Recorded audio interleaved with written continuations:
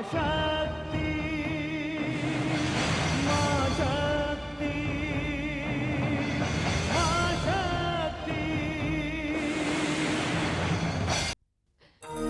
नहीं स्वामी नहीं, आप ऐसा नहीं करेंगे, आप ऐसा कदापि नहीं करेंगे। स्वामी, हम क्या और हमारी क्षमता क्या?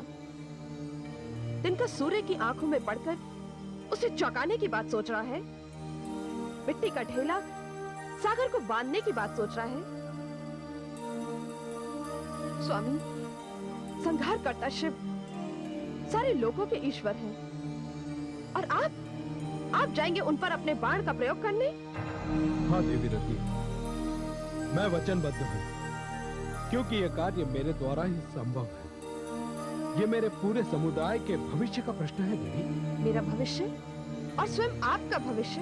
लोक कल्याण के समक्ष ये अर्थहीन है देवी। मैं जा रहा हूँ देवी, मैं जा रहा हूँ। नहीं प्राणनाथ, ऐसा मत कीजिए। मेरी दाई आंख फड़क रही है, मुझे अपशकुन दिखाई दे रहा है। मेरी विनती को मान लीजिए। कैलाशपति की समाधि कैलाश जैसी ही अटल और अचल होती है। मुझ पर कृपा कीजिए स्वामी, मुझ पर कृपा कीजिए। नहीं देवी नहीं, आप अभी से इतनी चिंतित क्यों हैं? देवी, यदि देवताओं का यह कार्य संपन्न हो गया तो सोचिए, इसका पूर्ण श्रेय हमें ही मिलेगा। और देवी, मैं तो अपना कार्य करने जा रहा हूं। आदि प्रजापति श्री ब्रह्मा जी ने जिस कार्य के लिए मेरी रचना की है, वही तो कार्य करने जा रहा हूं। देवी रति, विदा। स्वामी,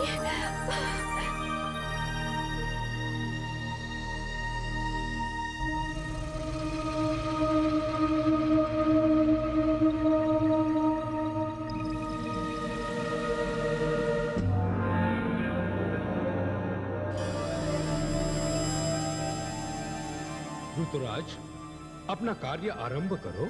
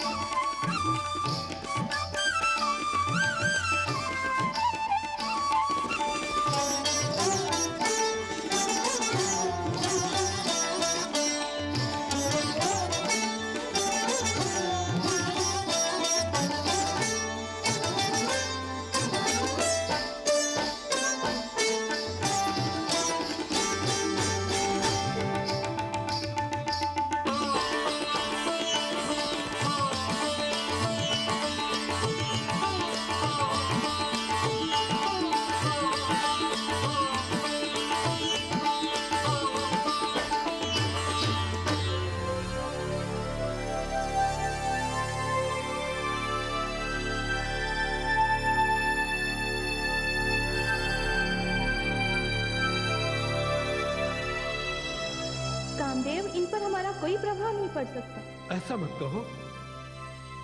तुम मेरी सेना का मुख्य अंग हो और कामदेव की सेना उस हर व्यक्ति पर अपना प्रभाव डालती है जिसके पास लेश मात्र भी पौरुष शेष है। और ये तो साक्षात शिव है।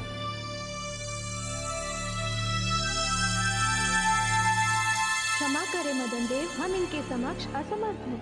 तुम असमर्थ हो सकते हो किंतु मैं असमर्थ नहीं। देखता हूं देवादिदेव महादेव पर मेरा प्रयोग कैसे सफल नहीं होता।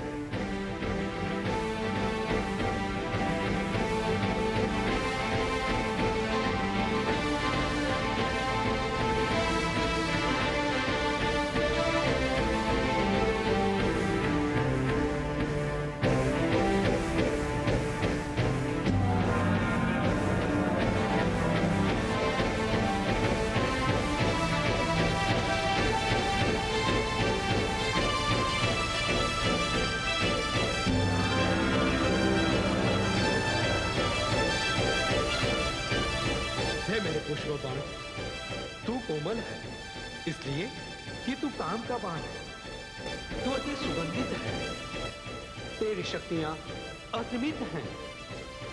तू योगियों के योग से भी अधिक शक्तिशाली है, तपस्वियों के तप से भी अधिक दहा। तेरा प्रहार सर्वश्रेष्ठ संसार की किसी सुंदर युवती के नेत्रों के प्रहार जैसा है। जा मेरे बाण, तुझे मानव कल्याण करना है। तुझे समाधि में डूबे भगवान शिव को फिर से अनुरागी बनाना है। जा मेरे बाण, जा।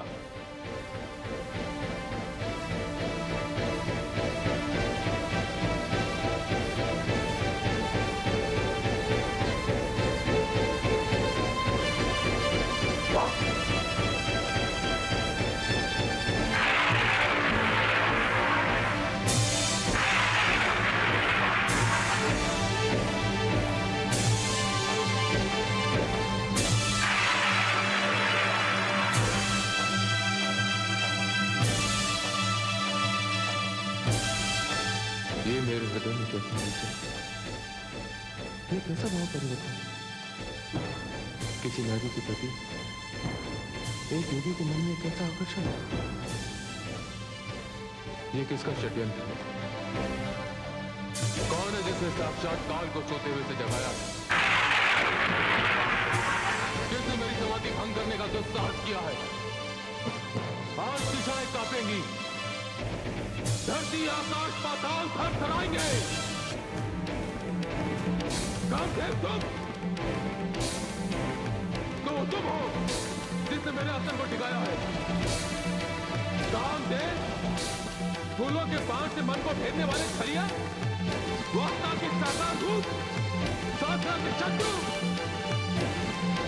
दुर्बल साधुओं की साधना भंग करते करते तेरा दुस्साहस इतना बढ़ गया कि तूने मुझे अपना लक्ष्य बना डाला।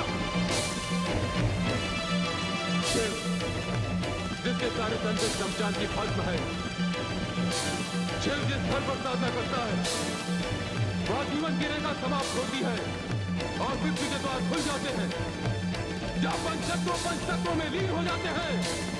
कामदेव, क्षमा क्षमा भगवान, तुम्हारा अपराध क्षम्य है। कामदेव, अपनी प्रिय शक्ति के वियोग में मैंने किस कठिनाई से समाधि लगाई थी और तुमने उसे भंग कर दी, और अब कहते हो कि मैं तुम्हें क्षमा कर दूं।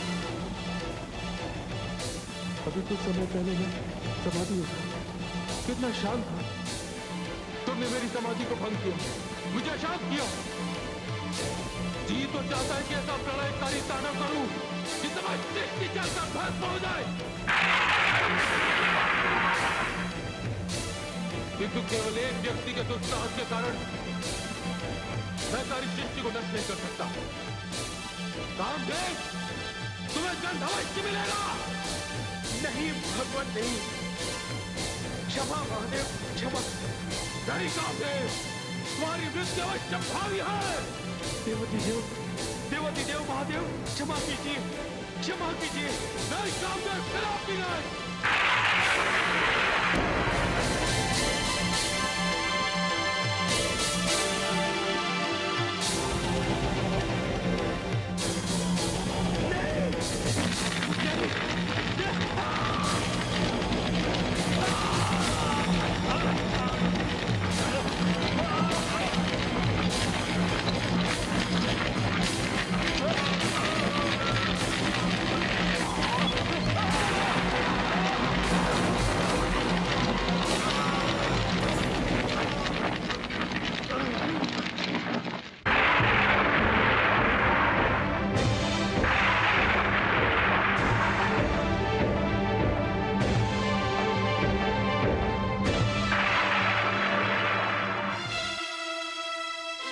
हो गया, अनर्थ हो गया देवराज, अनर्थ हो गया।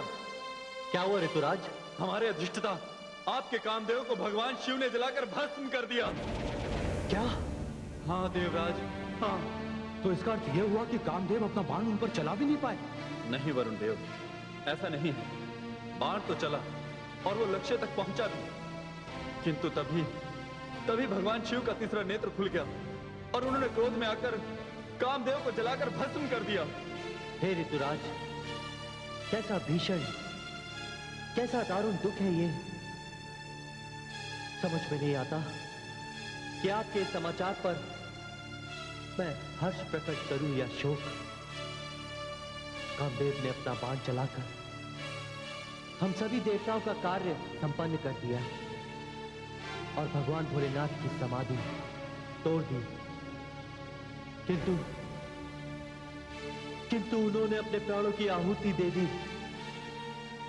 हे कामदेव, ये समस्त देवलोक आपका आभारी रहेगा, सदा आपका आभारी रहेगा।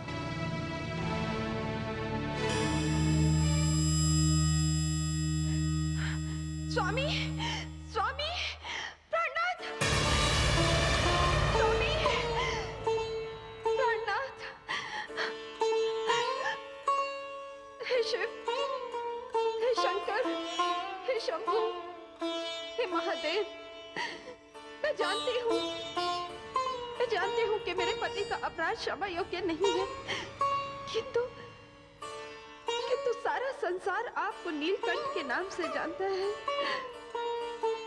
सृष्टि की रक्षा के लिए अमृत मंथन से निकला भयानक विष कालकूट आपने सारा का सारा पी लिया। क्या मेरे पति का अपराध उस कालकूट से भी अधिक विशाला था महादेव? देवी, कौन है आप? हे भोलेनाथ, मैं रति हूं, मैं वो अभागिन हूं जो कुछ समय पहले सधवा थी, सुहागिन थी, किंतु अब मेरा सुहाग आपकी क्रोधाग्नि में जलकर भस्म हो गया महादेव। हे महादेव, आपका व्रत करने से, आपका जप करने से और आपकी पूजा करने से तो कुंवारी कन्याओं को मनचाहा वर मिलता है, किंतु मेरा वर आपने मुझसे छीन लिया महादेव।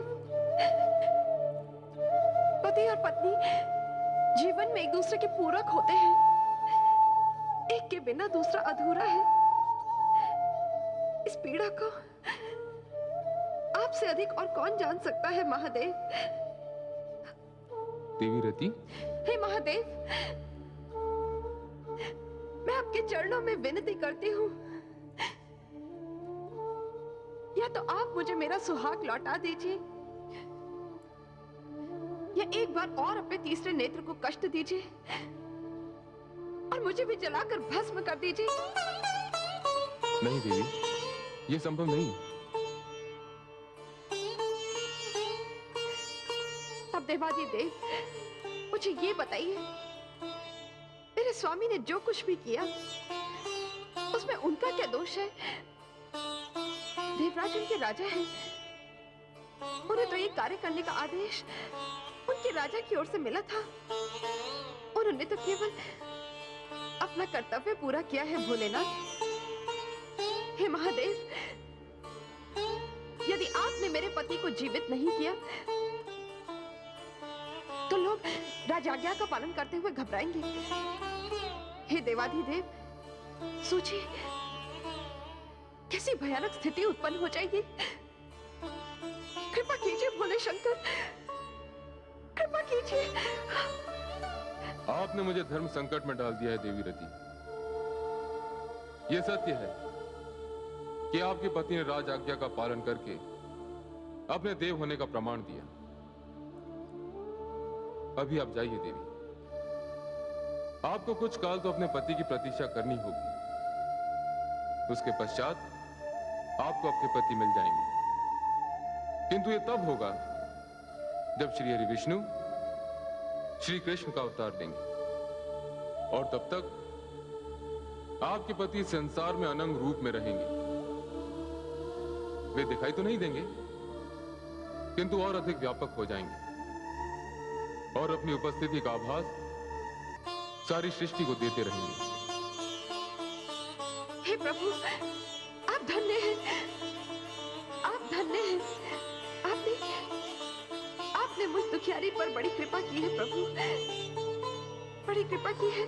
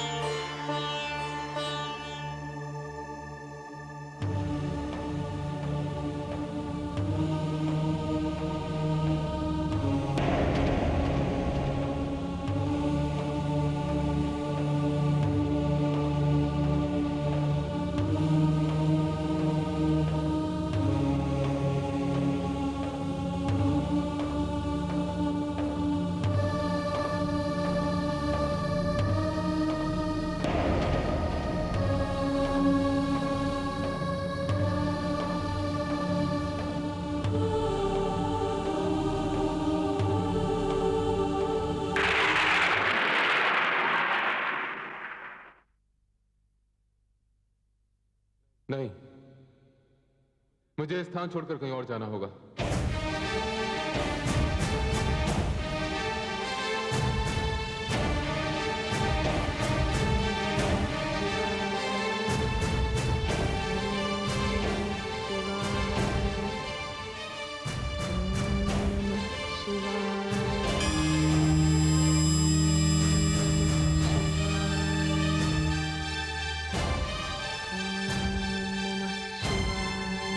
हे देवी पार्वती, आप मेरा अंश हैं, मेरी शक्ति है। मुझे गर्व है आप पर कि आप अपनी तपस्या से, अपनी साधना से ये सिद्ध करने जा रही हैं कि नारी में जो सहन शक्ति है उसे किसी सीमा में बांधा नहीं जा सकता। उसकी सहन शक्ति ही उसका सबसे बड़ा अस्त्र है।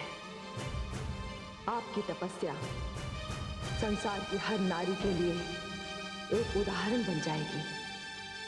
और इस समय शक्ति इस हिमपात से युद्ध करने जा रही है। मेरी मंगल कामना है कि आपका ये प्रयास सफल हो, आपका स्वप्न साकार हो। और इस समय क्या सृष्टि, क्या देवी देवता, क्या मानव, क्या पशु पक्षी, सब के सब शिव और शक्ति के मिलन की आस लगाए बैठे हैं।